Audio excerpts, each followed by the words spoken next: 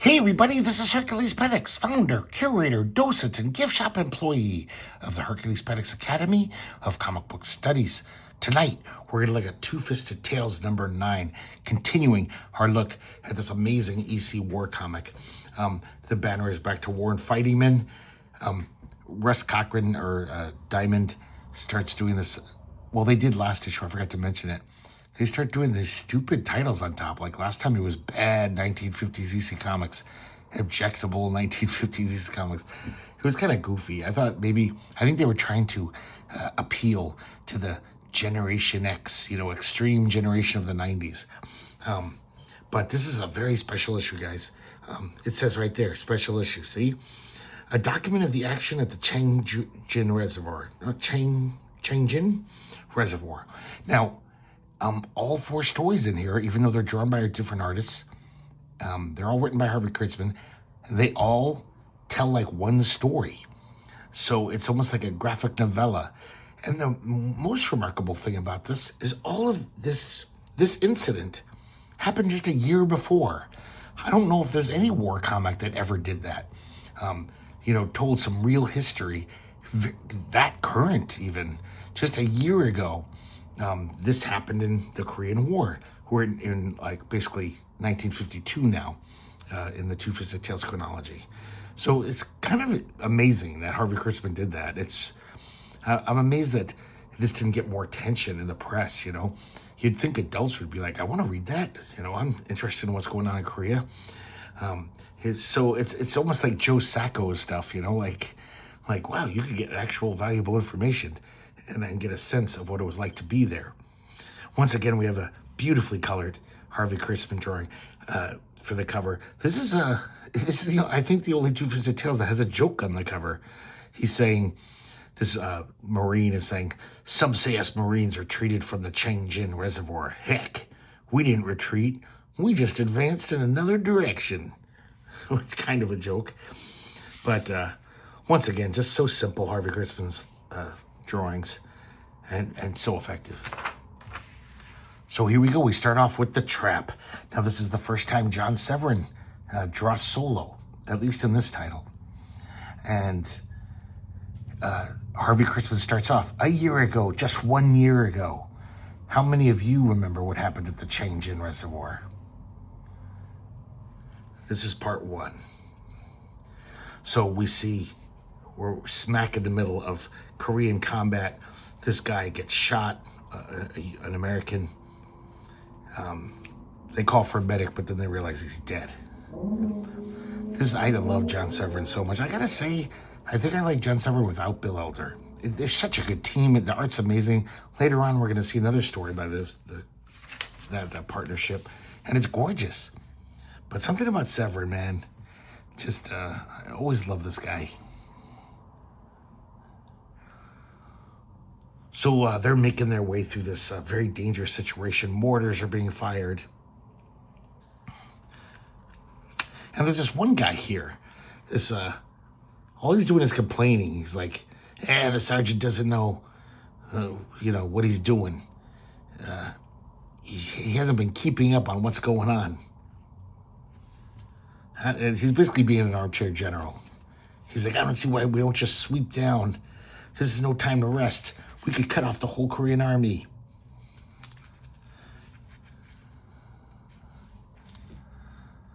Basically, his philosophy is the trouble with the non-coms is they never know what's going on. So now they get to this hill. The sergeant says, the mortar's right over there, up on top of that hill. We got to get that mortar. And he says, me and Corporal Tram are going to scout that hill on the flanks. So we're going to take care of that mortar cannon, and you guys follow up. As soon as they head out up there, Colonel Tram just gets massacred by this machine gun nest. God, that's a powerful panel.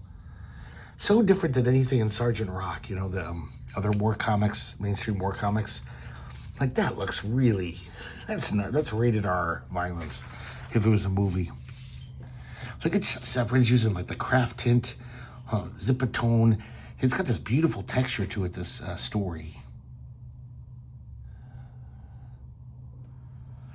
And so the sergeant rolls back into the trench. He doesn't get shot. And so that loudmouth guy, he's like, I saw where it's coming from, Sergeant. Let me at him. I saw him. I could go through this drainage pipe under the hill. They'll never see me coming. And the loudmouth's name is Salisbury, by the way. He says, good idea, Salisbury. You can follow me.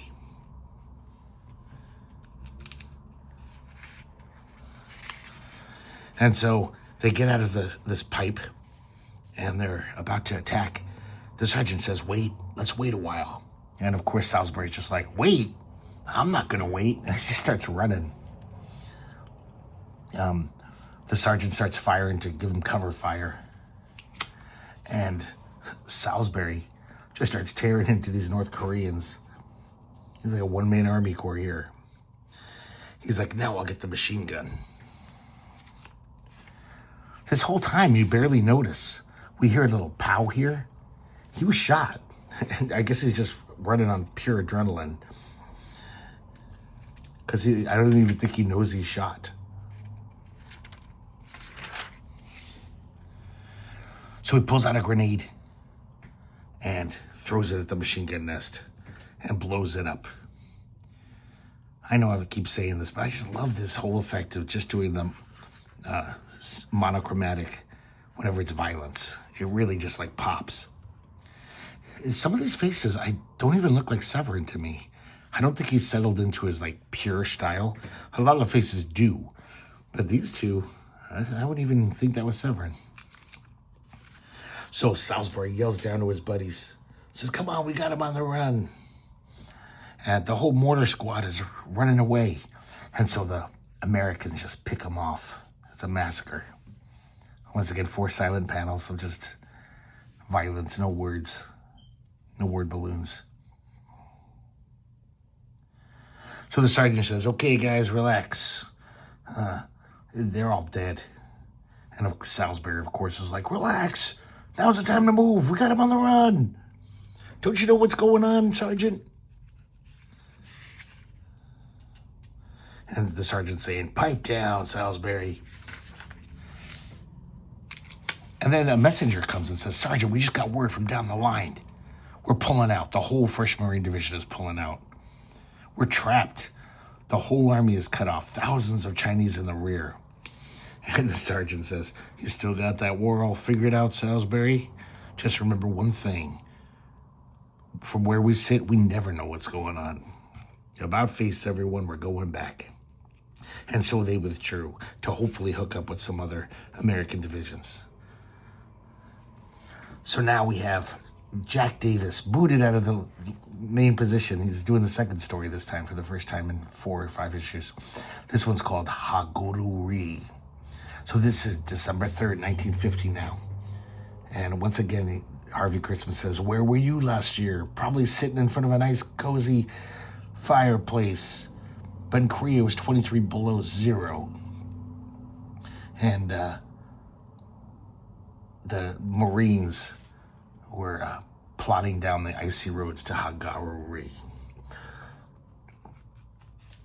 For every American soldier, there was 5 Chinese soldiers in the hills. They're totally outnumbered. So basically, they turned Haguru-ri into a fortress. All the Americans are trying to get there. It's just so, like, kind of shows Harvey Kurtzman's obsessive compulsiveness. He just methodically describes every perimeter. First, cannon and howitzers. Another perimeter of tanks and self-propelled guns. Farther up ahead, the foot soldiers. And then there's airplane support. So even though they're outnumbered, they're very well prepared. These planes keep dropping supplies for the Americans. So even though they're surrounded by the Chinese, they're not doing so bad. But then we see the Chinese army. It's just huge. Look at this. It's a multitude.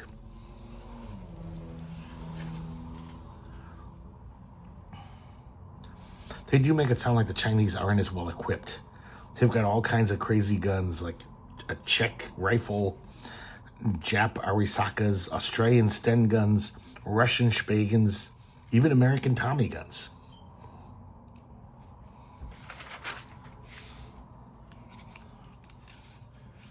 So now our focus changes to this pilot, a jet pilot. And Harvey Kurtzman says, let us consider this pilot, Dave Ard, flight leader from Duluth, Minnesota. He stands 5 foot 10 inches tall. It's kind of weird. He goes into this like a mode of just like, let me give you all their characteristics. He has a medium build, is fairly intelligent. But once again, it's because Harvey Kurtzman is going to do the whole contrasting opposing soldiers bit. Down below is a Chinese soldier, physically much like Captain Ard. They say where he comes from, his height, and how he's also bright, but he doesn't have the education that Ard has. And so Ard is going to blow up this bridge to stop the Chinese.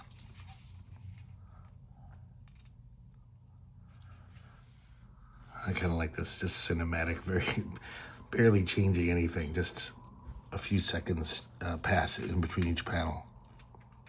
So he bombs the bridge successfully, pulls out, so he doesn't get caught in the explosion.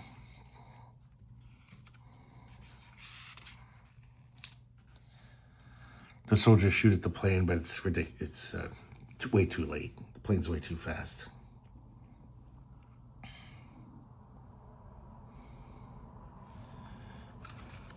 And then Ard strafes all the soldiers. It's just a shooting gallery. His job is done, and he's heading back to base. Down below, there's havoc. Hundreds of dying animals and men litter the trail. I didn't mention that the Chinese had pack camels instead of pack mules.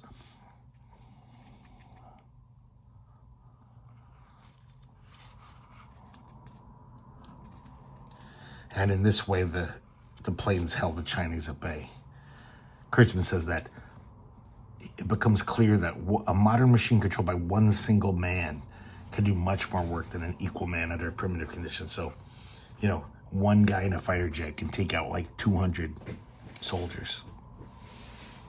And so now we see this little map again at the end, showing us where these soldiers are at. And they're all trying to make it to the coast.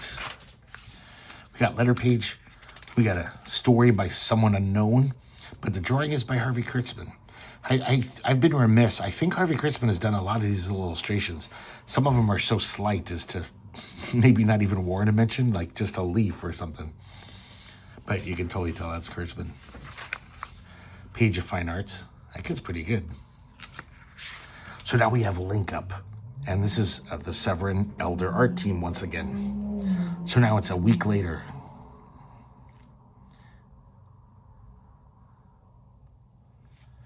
So now the army was pushing an escape route through to the Marines, and soon they'd link up.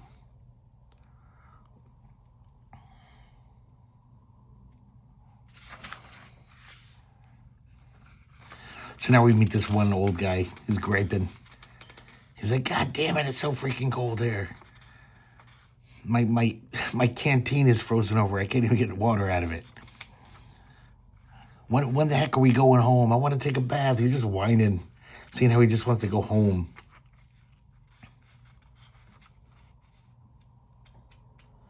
And then the Chinese attack with their mortars. You can really see the Elder inks, the difference it makes. Then the American artillery shows up and saves their bacon. They start bombing the shit out of the guys who are bombing them.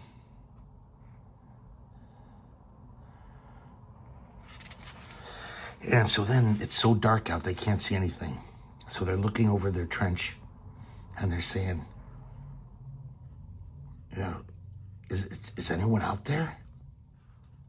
Maybe the artillery stopped them. I hope so. We'll find out soon enough. And that old guy is just going, when are we going to get out of here? He doesn't give a shit about the war. And then they start hearing little cymbals. And a bugle sound. Someone says, light up a flare. Look at this gray panel. Here you can really see the Severin inks. I love this. The flare goes off and there's just like, it's like a scene in a zombie movie. There's hundreds of Chinese soldiers just screaming and yelling, heading right for him with bloody murder in their eyes. And it's like, they're right on top of us. Let him have it. And look at this.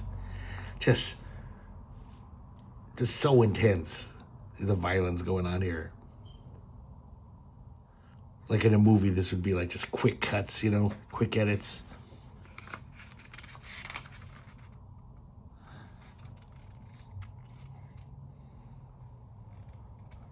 And so the Americans win. And the old guy, who they call Pop, by the way, who's been griping the whole time, he's injured. And he's all like, I'm all right. Help the other guys. I can fight. Look what they did to our poor boys. He's outraged. The sun's coming up, and they can see the carnage now. Hundreds of Chinese soldiers mowed down. One of them says they're lying there like stacks of cordwood.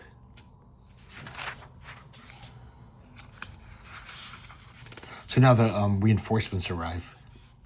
And the army shows up. And they're like, come on, Pop, let the medics take you away. You're injured. And now he's just like, no, I won't leave now. Them Chinese can't chase me out of here. Look what they did to the boys. I want to get them back. I can still fight them. So the whole time he's been griping about leaving. And now as they cart him away in the ambulance jeep, he's just yelling, I don't want to go. I don't want to go. So the link-up has been effected. The Army and Marines have reunited. And now they continue to the escape port of Hungnam. And once again, we get Wallywood just working overtime. Look at the city, guys.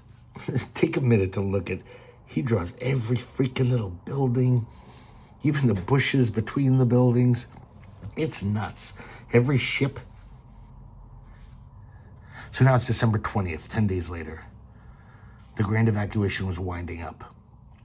So now all the UN troops are inside this protected beachhead outside Hungnam. And see, I don't get this, guys. I guess I don't know my history at all. This seems way too early, 1951. I thought the Korean War continued for a while, but it makes it sound like the last days of Vietnam here. Like all the army is just in this little port trying to get out of Korea. Maybe, I guess they came back. I don't know. If anyone's an expert out there, well, I could look it up on Wikipedia. You don't have to comment. But, yeah, I was a little confused by that. So Hungnam's a big port on the Sea of Japan. The whole place is choked with, because basically it's this huge army shrunk, trying to squeeze into this little port town. So all the tanks are there, all the war machines. The roads are being churned into mud. Thousands of soldiers walking on them. British Marines, American Marines, South Korean troops. Even there's a Puerto Rican regiment. Oh man, I forgot what happens in this story. So I'm going to give a trigger warning right now. So first I'll just set up this page. So all of a sudden this little dog shows up. I guess wherever soldiers go marching, there's always bound to be a little pup show up, a pooch. And he doesn't know a Korean from an American, doesn't know a single thing about politics. All he knows is he's supposed to be man's best friend. He's a cute dog. So he's just running around, hoping maybe to get a snack. Also just wants to be friendly to all these men. But then cannons keep going off and terrifies him, so he keeps running away. He finds a few soldiers who, he licks their face and he wants to play. And then they keep blowing shit up and terrifying him. So guys, here I'm going to stop. I know that there's websites that some people can't stand to see any movie or TV show in which a dog is harmed. So, I mean, I guess I'm spoiling it, But it's Harvey Kurtzman, so he could go any way. He usually goes the darker way. So I'm just telling you right now, stop watching. Because, this ending fucking slayed me, man. Okay, back to the plot. So he keeps just running away. He's terrified. He doesn't know what all these loud sounds are. And then he finds himself in this mass of people. These are the refugees trying to escape. God, look at Wood here. What a maniac. So many artists would cheat, and just do something, but oh my God. Poor innocent Pooch. He looks for a kind glance, but nobody even notices him. Somebody steps on his paw. Then he sees a pack of his own kind. He sees some dogs. And they're yapping around these soldiers who are throwing food at them. And I guess the reason why they're being so generous is the canned beef. It all has to be destroyed. They don't want the Chinese to get anything. So basically all these explosions that are going on is because whatever they can't take with them, the UN forces are like blowing up their gasoline. They're blowing up tanks and stuff that they can't fit on the ships. So they just don't want the Chinese to have anything, even to the point of this canned beef. So our little Pooch is sated, and he takes a little nap in this rope. He wakens up later, and he sees the ship disembarking. And this is the last boatload of the Navy demolition men. So they're the ones who basically planted bombs in this whole industrial harbor town. The whole thing is wired to explode. They don't even want the Chinese to get these factories. And poor Pooch is alone on the dock. Everyone else left. And now the explosions begin.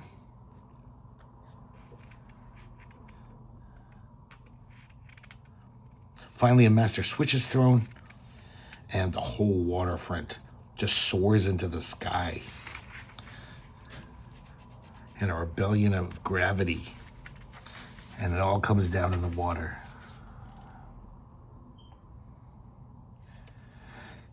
As things settle down, you can hear the crackling of innumerable fires. A few bullet shells, delayed bullet shells going off from the fire. Oh, man. But for the flickering flames and the flittering figures of the advanced Chinese scouts, it was hard to believe life and movement once belonged to Hungdam. It was hard to believe that the broken little body of a dog lying in the rubble was once alive. The sun was setting. It was Christmas Eve, the birthday of the Prince of Peace. And yet on Earth, men were still killing their fellow men. A star shell rose in the east, flickering for a moment, and then went out. It's almost like the Star of David, for Christmas. Now it's a very interesting narrative switch. Put away the map. It's of no use to us. Not right now. The campaign in North Korea was over. Oy vey. Oh man, that poor little Pooch. I don't think they would even write a story like that today. Nobody wants to see a poor little dog die all by himself, terrified. Oh man, I got a little weepy there. Okay, let me collect myself. So I just realized maybe at the beginning of the war, America was actually invading North Korea. After that, they were just playing a game of defense in South Korea, fighting against the North Korean incursions. That sounds reasonable. I could be wrong, but maybe that explains that. So there you go, guys. A very interesting issue of Two-Fisted Tales. Very interesting issue of any comic book, war comic. It's kind of crazy that Harvey Kurtzman was just, I don't know, he's a smart guy, I could just tell stories of guys shooting Korean guys, like action-packed Sergeant Fury type stories. But no, he wants to do real history, basically journalism, because it's only a year before. So I hope you guys enjoyed this. I mean, if you didn't, I think you're crazy. But Thanks for watching, and I hope to see you next time here at the Herculespetix Academy of Comic Book Studies.